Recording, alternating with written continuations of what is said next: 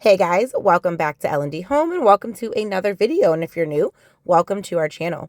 In today's video, we are going to be doing some random kind of cleaning around the house. There were a few spots that I was walking past and I noticed, wow, just gross. We need to get that tackled. So we're going to be starting here with the slip cover. Our dogs love to come in from outside and get their muddy paws and all of their little pieces of gravel and rock and leaves that they track in with them and get them all over my slip cover. So I'm going to be taking that off and giving that a nice good clean in the washing machine.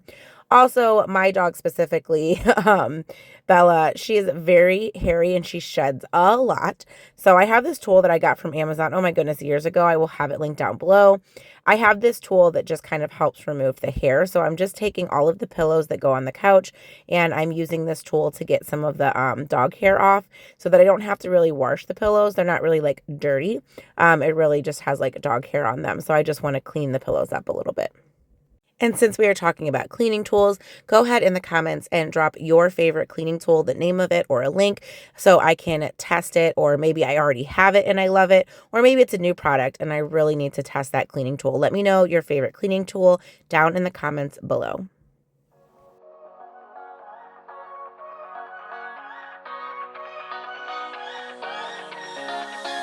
I don't wanna stay here, no.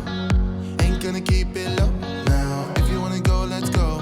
Let's wrap it up and hit the road. I just got an awesome vibe. Striking the winner post now. Liberty's on my mind. We've taken off, we've left the ground. I don't like to leave just the pillows laying everywhere, so I decided to make the couch anyway and just do a little bit of spray to freshen up the room before I move into trying a cleaning product that I have never tried before, but I have heard a ton about.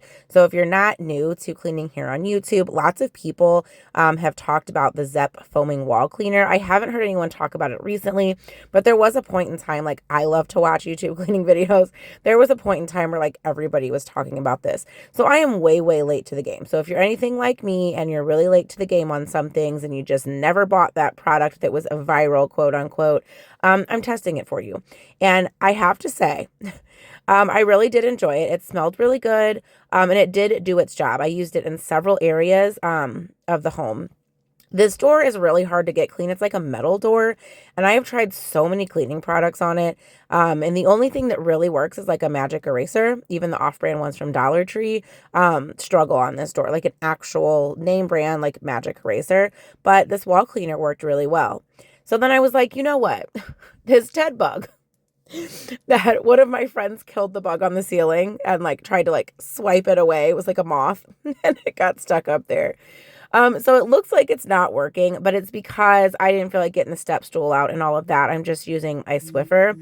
And since the Swiffer is like so thin and like wobbly, I did have a hard time applying some pressure. You're going to see later in the kitchen when I'm trying to get some grease stains off of the ceiling. It's the Swiffer's problem. It's not the cleaner. The cleaner actually worked really well if you can apply enough pressure. So don't be lazy like me. Get out a stool, get up there if you're going to be using it. And on the ceiling. But it worked really great there. It worked really great on the baseboards. I just tried it in several areas. So I would highly recommend this product. I got mine from Menards, but I know that they have it at Walmart, I believe. I know they have it at Lowe's, Amazon. So I will have it linked down below if I can find it on Amazon for you. But I really like this product, and it worked in several different areas. You gotta understand that we get one chance, one chance. You will never regret the things that we'll do. 'Cause I wanna drive through the summer night. And when we are old. If you have a sliding glass door that goes onto your back porch or back patio, please let me know. Like, give me a thumbs up on this video. If it gets absolutely disgusting, no matter what you do, how many times you clean it, I don't understand how all this stuff collects right here. Like, it's so gross. And I walk past it several times a day because it's in the kitchen. And I'm always like, "Ooh, okay, I need to get that. Oh, I need to get that." And I just forget about it. So I decided on this day to go ahead and tackle it. And yes, I used that foaming wall cleaner on this as well. And it did a really great job.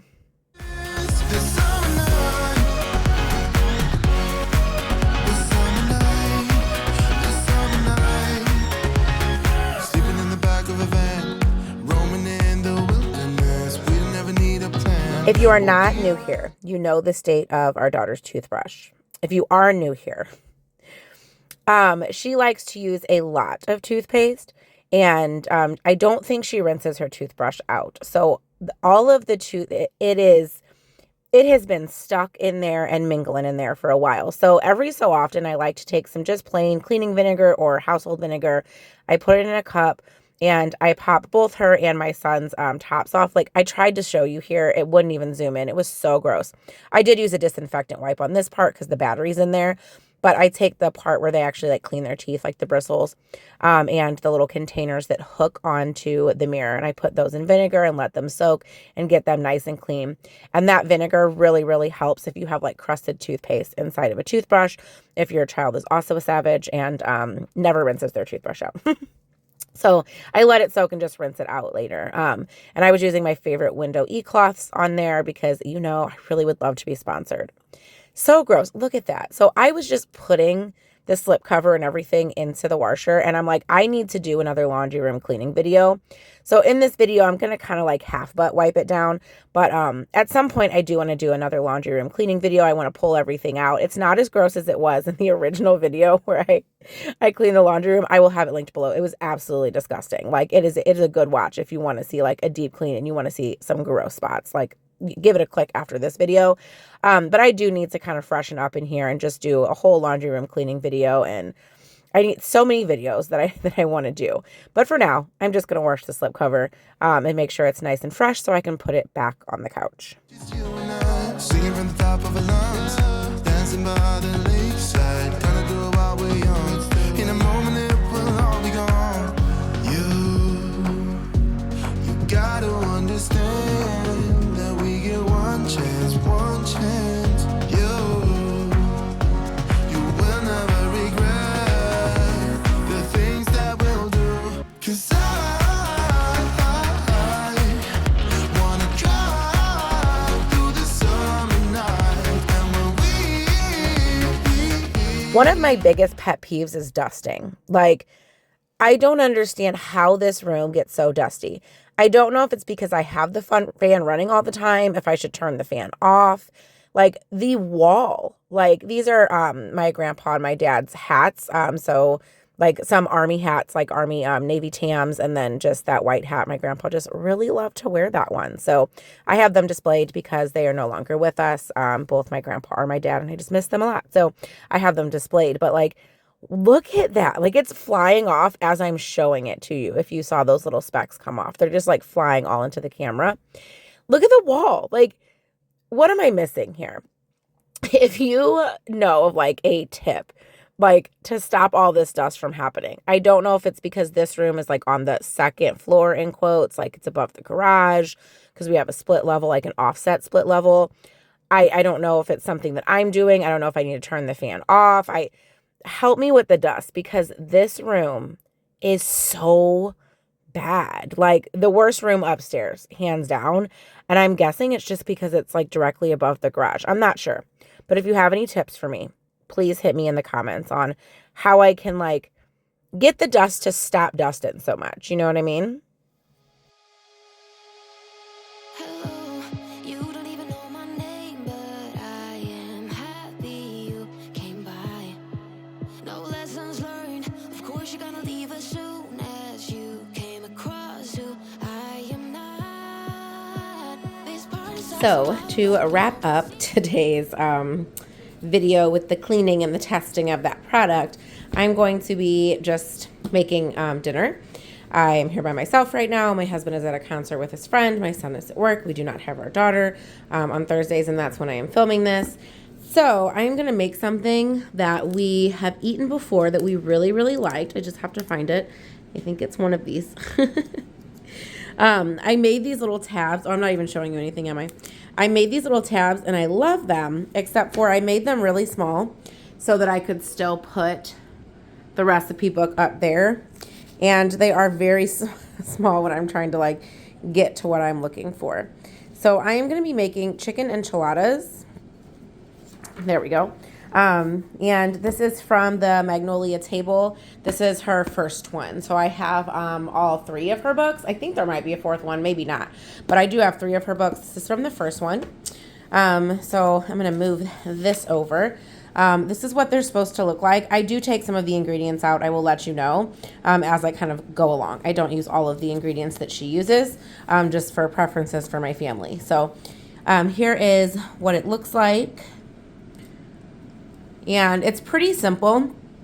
I've already started with the chicken, so I basically just had some frozen chicken breast. I popped that bad boy in the air fryer. The rest of it is cooking up now. So it was kind of semi-defrosted. So I did 25 minutes at 375 in the air fryer. This is the first round. I used my shredder, which I absolutely love. Let me show you. There's the second round going right now. I cannot get these things to stick on our air fryer, probably because it gets hot so much. It's driving me insane. Like, I just bought this new one. It is very sticky, but it won't stay. This chicken shredder I got from Amazon. I will have it linked down below. It is amazing. I absolutely love it. So I'm just going to take you through some of the steps of me making this voiceover style and then show you the finished product. So first step is you just use some like cooking spray on a 13x9 pan. I have a glass pan, and then I just preheated my oven to 350 degrees. I am going to give you a tip about the chicken here in a little bit. I did not like the way the chicken turned out this time. I actually forgot an ingredient too, like not one that I purposely left off, one that I actually forgot. So that'll be coming up, a tip on the chicken situation. But after you preheat your oven, you spray your pan, you are going to need 2 cans of the green enchilada sauce. You are going to need a can of the cream of chicken, and you are supposed to have an 8-ounce, I believe it is, tub of sour cream. Well, I forgot that part. It definitely makes it way better if you have the sour cream, so don't leave that out. You're supposed to have chilies and stuff like that too. We just don't like those. I don't put those in there, so I just skip on those, and it turns out completely fine. I will say not having the sour cream made a difference in like a negative way, so don't forget your sour cream. So as gross as this looks, you just mix it together. I started with the spoon. A whisk is so much better. It gets it nice and creamy. And yes, it looks nasty, but I promise, I promise it tastes really good. The first time I made this, I used chicken thighs, and I liked that a lot better. My husband doesn't really prefer chicken thighs. He doesn't like the taste of them. He likes chicken breast. So this time I used chicken breast, but I found it to be incredibly dry. I do think I overcooked it a bit, but I would recommend chicken thighs. It is so much better. So you are going to take just a little bit of your sauce, and you're going to kind of put it on the bottom, because this is where your enchiladas are going to sit. So you kind of want a nice little layer of sauce on the bottom of your pan. You're also going to need 2 bags of cheese, mozzarella cheese. So one of the bags, the one that I'm pointing to here in a second, is actually the one that you are going to use for the topping later. So you're going to go ahead and just set that aside, and you're going to use the other bag of mozzarella cheese for the inside of your enchiladas. So you're going to lay down a tortilla. It did not say which size in the recipe at all. I got medium tortillas, but I could not fit 10 into my pan. I think I ended up fitting like 7 or 8.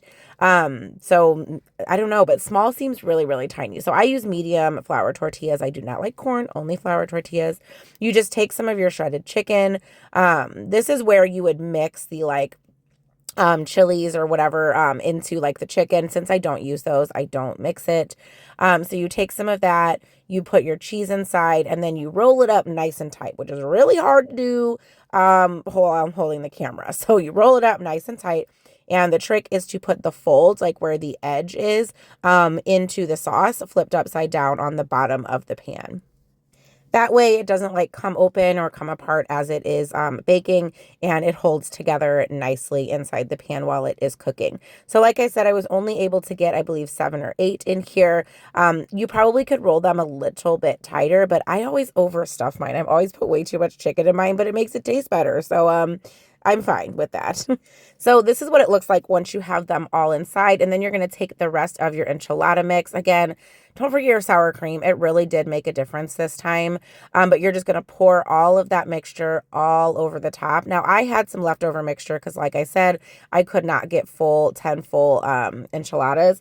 The last time I did this, I did use like a separate pan for like the extra ones. I decided just to save that shredded chicken and a little bit of the sauce so that I could just like eat it as leftovers later. So I did have some leftover sauce, but you want to make sure you cover all of your enchiladas really, really well. And you're going to bake this for about 20 minutes without any of the cheese on the top. You're just baking it just like this, and you're going to add the cheese here in a little bit. So 20 minutes. After that 20 minutes, I just popped open the oven. I opened that bag of mozzarella that I was saving, and I just kind of sprinkled it all over the top, making sure that I had almost every spot that I could nice and covered with delicious and yummy cheese. And then I went ahead and closed that up, and you bake it for about 15 to 20 more minutes. Besides the prep time of actually cooking the chicken, this is a pretty fast and relatively easy meal. One way you could cut down on time is if you want to buy like pre-cooked chicken. That would definitely help you out. I cut down on some time by buying these packets of rice.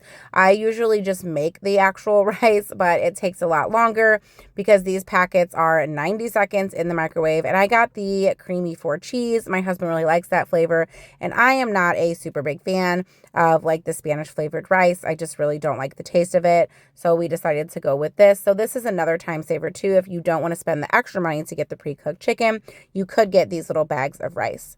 And here we have the finished product. I just served this up on a plate with a base of rice and a few of these on top, and it was absolutely delicious. Top off with a little bit of sour cream or some hot sauce, and spectacular. Thank you guys so much for watching today's video. I hope you found it helpful or at least entertaining.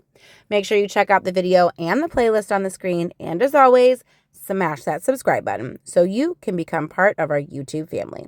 We'll see you in the next one. Bye.